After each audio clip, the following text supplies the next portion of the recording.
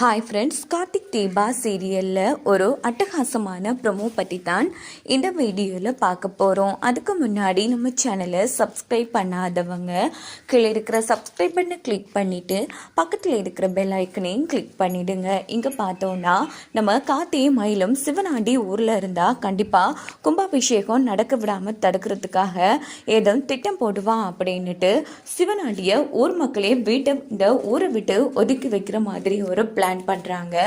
அங்கே பார்த்தோன்னா நம்ம மயில் இருக்காங்க இல்லையா, அவங்க சேட்டு வேஷம் போட்டு நேராக சிவனாண்டி வீட்டுக்கு போகிறாங்க. இங்கே பாருங்கள், நீங்கள் இந்த ஊருக்குள்ளேயே பெரியவங்கன்னு கேள்விப்பட்டேன். ஏற்கனவே சில நகையெல்லாம் அடுத்து விற்றுருக்கீங்களாமே அப்படின்னதும், சேட்டு யார் அவனுக்கு சொன்னா அப்படின்னதும், இங்கே பாருங்கள், நான் இங்கே கும்பாபிஷேகம் நடக்க போகிற அந்த அம்மன் காலத்தில் போட்ட நகையை பார்த்தேன். ஆஹா, என்ன ஒரு அற்புதம். இங்கே பாருங்கள், நான் சொல்கிறேன்னு தப்பா நினைக்காதீங்க.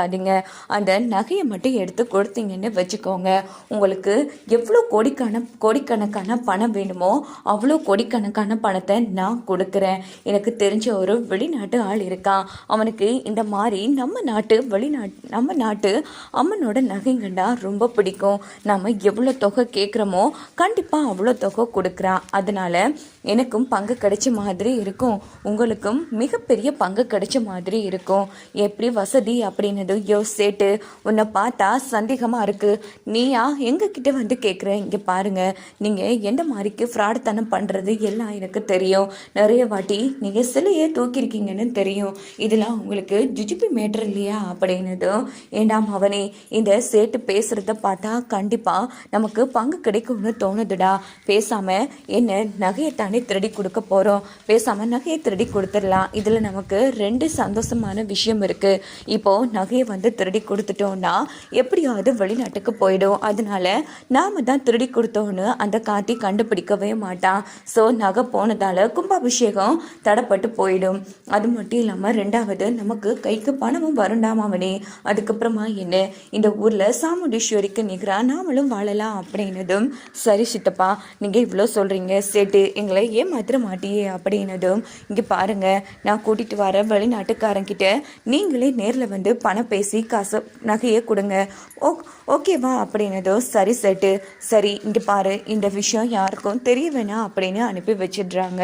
உடனே மயில் கார்த்திக்கு ஃபோன் போட்டு, ஏப்பா சகல, நீ சொன்ன மாதிரியே பண்ணிட்டாப்பா. ஆரம்பத்தில் அந்த சிவனாண்டி நம்பிக்கை இல்லாத மாதிரி பேசினா, ஆனால் ஒரு வழியாக பேசி சமாளிச்சுட்டா அப்படின்னதும், சூப்பருங்க அப்படின்னுட்டு கார்த்தி ஃபோனை வச்சிடுறாங்க. இங்கே பார்த்தோன்னா ரேவதி கார்த்திக்காக ஆசையாக சமையல் பண்ணிட்டு நேராக கார்த்தி வீட்டுக்கு வராங்க. ரேவதி, என்ன நீ இங்கே வந்திருக்க? பின்ன என் மாமாவுக்காக ஆசையாக நான் சமைச்சிட்டு வந்திருக்கேன், வா மாமா சாப்பிடலாம் அப்படின்னதும், ரேவதி வீட்டில் தெரிஞ்சா பிரச்சனையாகும் இல்லையா அப்படின்னதும், மாமா வீட்டில் யாருமே இல்லை மாமா, அந்த தைரியத்தில் தான் சமைச்சிட்டு வந்தேன், வாங்க சாப்பிடலாம் அப்படின்னுட்டு ரேவதி கார்த்திக்கு சாப்பாடு பரிமாறுறாங்க. கார்த்தியை சாப்பிட்டு பார்த்துட்டு, ரொம்ப நல்லா சமைச்சிருக்க ரேவதி, ஆமா நீ சாப்பிட்டியா அப்படின்னதும், இல்லை மாமா முதல்ல நீங்கள் சாப்பிடுங்க, அப்புறமா நான் சாப்பிட்டுக்கிறேன் அப்படின்னதும், சரி நீ சாப்பிடு அப்படின்னு காட்டி ரேவதிக்கு கியூட்டாக ஊட்டி விடுறாங்க. ரொம்ப நல்லா இருந்துச்சு ரேவதி, சரி அத்தைக்கு சந்தேகம் வரக்கூடாது, நீ இங்கேருந்து கிளம்பு அப்படின்னதும், என்ன மாமா இப்போ தான் அதுக்குள்ளே போனா என்ன அர்த்தம் ரேவதி, உனக்கு நிலைமை புரியுதா இல்லையா? கூடிய சீக்கிரம் நிரந்தரமாக நம்ம இந்த வீட்டில் இருக்கணும்னா இப்படிலாம் நடந்துக்கத்தான் வேணும் அப்படின்னதும், ஆமாம் மாமா சரி நான் கிளம்புறேன் அப்படின்னுட்டு ரேவதி அங்கேருந்து கிளம்பிடுறாங்க. இந்த பக்கம் பார்த்தோன்னா அன்றைக்கி நைட்டோட நைட்டாக சிவனாண்டியும் முட்டுவேலை சேர்ந்து என்ன பண்ணுறாங்கன்னா, நம்ம மயில் சொன்ன மாதிரி அம்மன் நகையை திருடிடுறாங்க.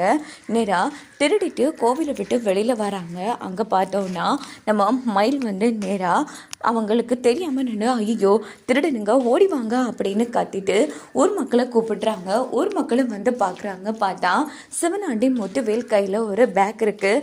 இதை பார்த்ததும், சிவனாண்டி நீயும் சித்தம்மனும் கோவிலில் என்ன பண்ணிகிட்ருக்கீங்க? ஆமாம் அந்த கையில் மூட்டை இருக்குது என்ன அப்படின்னதும், உடனே சிவனாண்டியும் முத்துவேலும் திருதிரனும் முழிக்கிறாங்க. மவனே நல்ல வசமாக மாட்டிக்கிட்டோண்டா அப்படின்னதும், அதான் சித்தப்பா எனக்கு பயமாக இருக்குது, இப்போ என்ன சித்தப்பா பண்ணுறது? டேய் இனிமேல் ஊர் மக்கள்கிட்ட இருந்து தப்பிக்க முடியாதுடா மவனே அப்படின்னு அப்படின்னு போதும் யோ கையில் மூட்டையே வச்சிட்ருக்காங்க, முதல்ல என்னிடம் வாங்கி பாருங்கய்யா அப்படின்னு மயில் சொன்னதும் உடனே ஊருக்காரங்க பேக்கை வாங்கி பார்க்குறாங்க. பார்த்தா அம்மனோட நகை.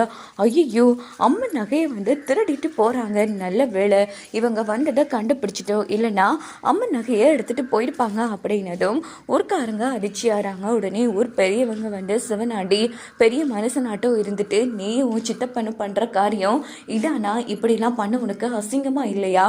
பெருசாக கலச பூஜை செய்ய போகிறேன், கும்பாபிஷேகம் செய்ய போகிறேன்னு வாய் கிளிய பேசினேன், இதான் நீ செய்கிற லட்சணமா? நல்ல வேலை உன் பொறுப்பில் இந்த கோவிலை கொடுத்துருக்கா, அவ்வளோதான். விட்டா அம்மன் சிலையை நீ திருடிருப்பா போல இருக்கே. அதானே, இவனுங்களெல்லாம் சும்மாவே விடக்கூடாது. 2 வருஷமாக கும்பாபிஷேகம் அரைவாசி நடக்காமல் போனதுக்கு காரணம் இந்த சிவனாண்டியும் அவனோட சித்தி காளியம்மாவும் தான். அதை பண்ணுறேன் இதை பண்ணுறேன்னு கடைசியில் எல்லாத்தையும் பாழாக்கிட்டாங்க ஐயா. ஆமாம் ஆமாம், இவங்களுக்கு தண்டனை கொடுத்தே ஆகணும் அப்படின்னு போது உடனே காட்டி எதுவும் தெரியாம வராங்க. என்ன ஆச்சு அப்படின்னதும் ஊர்க்காரங்க நடந்த விஷயத்த சொல்றாங்க. காட்டி தம்பி, இப்படிப்பட்டவனுங்களெல்லாம் சும்மாவே விடக்கூடாது, பேசாம போலீஸ்ல பிடிச்சு கொடுத்துடலாம் அப்படின்னதும் இல்லைங்க, இந்த மாதிரிக்கு நீங்க இவங்களை போலீஸ்ல பிடிச்சு கொடுத்தீங்கன்னா எப்படியோ 2 நாளால வந்து ஜாமீன் வாங்கிட்டு வந்துருவாங்க.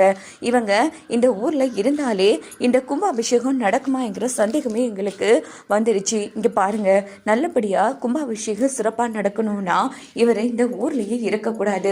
இன்னைக்கு நகையை திருடினவர் நாளைக்கு சிலையை எடுத்துட்டு போய் வெளிநாட்டுக்கு விற்க மாட்டாருன்னு என்ன அர்த்தம் அப்படின்னதும் அதானே, கார்த்திக் தம்பி சொல்றது சரிதான். இங்க பாருங்கய்யா, முதல்ல இந்த கும்பாபிஷேகம் நடக்கும் வரைக்கும் இந்த சிவனாண்டியையும் சித்தப்பாவையும் நாம ஊரை விட்டே ஒதுக்கி வைக்கிறது தான் நல்லது அப்படின்னதும் யோ ஏதோ நாங்க தெரியாம பண்ணிட்டோம் அப்படின்னு சிவனாண்டி சொன்னதும் சிவனாண்டி பெரிய மனுஷனா நீ செய்யற காரியமா இது? இன்னொரு வாட்டி தெரியாம அதுன்னு பேசின உன்னை அடிச்சே துரத்திடுவான் அப்படின்னதும் உடனே பார்த்தோம்னா இந்த பக்கம் முத்துவேல் மன்னிச்சிருங்க ஐயா, ஏதோ பேராசைப்பட்டு பண்ணிட்டோம், எங்களை ஊரை விட்டு ஒதுக்கி வச்சிடாதீங்க அப்படின்னதும் யோ பெரிய மனுஷனா இருந்துட்டு நீ பண்ற காரியத்தை பண்ணதும் இல்லாம பண்ணாத காரியத்தை பண்ணதும் இல்லாம மன்னிப்பு வர கேட்குறியா? இங்க பாருங்கய்யா, கார்த்திக் தம்பி சொன்ன மாதிரி இவங்களை போலீஸ்ல பிடிச்சு கொடுக்க வேணாம், நாம ஊரை விட்டு விரட்டி ஒதுக்கி வைக்கலாம் அப்படின்னதும் உடனே சிவனாண்டி முத்துவேல் அதிர்ச்சி ஆறாங்க. ஆமா ஆமா, இங்க பாரு சிவனாண்டி, இந்த கும்பாபிஷேகம் நடந்து முடியும் வரைக்கும் உனக்கும் இந்த ஊருக்கும் எந்த சம்மந்தமும் இல்லை. இந்த ஊருக்குள்ள ஒரு காலடி எடுத்து வச்சாலும் ஊர் மக்கள் உன்னை கல்லால அடிச்சு எறிவாங்க. இதான் நான் கொடுக்குற தீப்பு. அதையும் மீறி நீ காலடி வச்ச உன் உயிருக்கு உத்தரவாதம் கிடையாது, புரியுதா அப்படின்னதும் சிவனாண்டியும் முத்துவேலும் எதுவுமே பேசாமல் அமைதியாக இருக்காங்க. யோ பேக்கை கொடுங்கய்யா அப்படின்னுட்டு மயில் வந்து பேக்கை வாங்கி எடுக்கிறாங்க. சேட்டு அப்படிங்கிறதும் அப்போ தான் சிவனாண்டிக்கும் முத்துவேலுக்கும் ஞாபகம் வருது. வந்ததும் மயில் தான் அப்படின்னு உடனே முத்துவேல் வந்து இங்கே பாரு மாப்பிள்ள, நீ அப்பையும் சொன்ன அடா பாவி, சேட்டு வடிவத்தில் வந்தது இந்த மயிலா அப்படின்னு சிவனாண்டியும் முத்துவேலும் செமையாக டென்ஷன் ஆகுறாங்க. இதோட பார்த்தோன்னா இந்த ரிவ்யூ